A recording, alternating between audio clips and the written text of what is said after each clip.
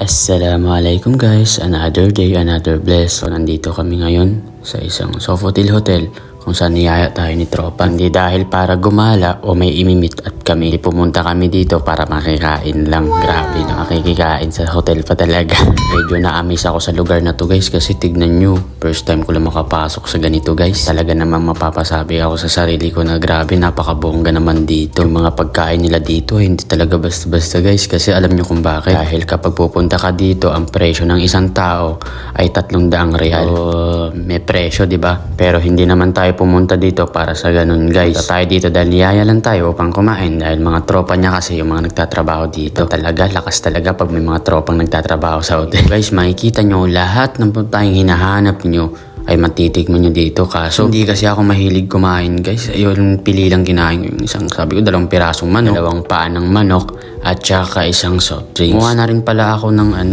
kanin naman tayo, importante ang kanin sa atin. Ang lugar na to guys, grabe, ang lakas makasosyal. Ang lugar na pala to guys ay matatagpuan yan dito sa may Alcobar, sa seaside, sa Sofitel Hotel. Every Friday guys, meron yan sila dito. Kami kasi naimbitahan lang kami dito. Ala kung anong una, nung sinama ako ni Tropa kung anong pupuntahan namin. Hindi niya naman sinabi na ganito pala kagarbo yung pupuntahan namin. Nagulat tuloy ako, nakakross lang ako.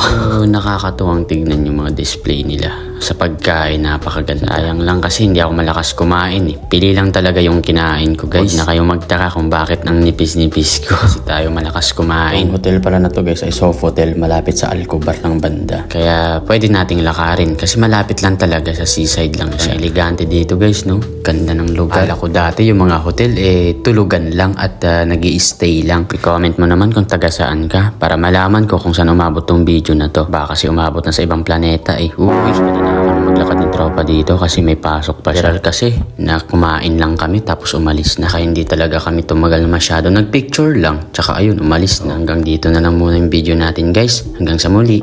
Paalam!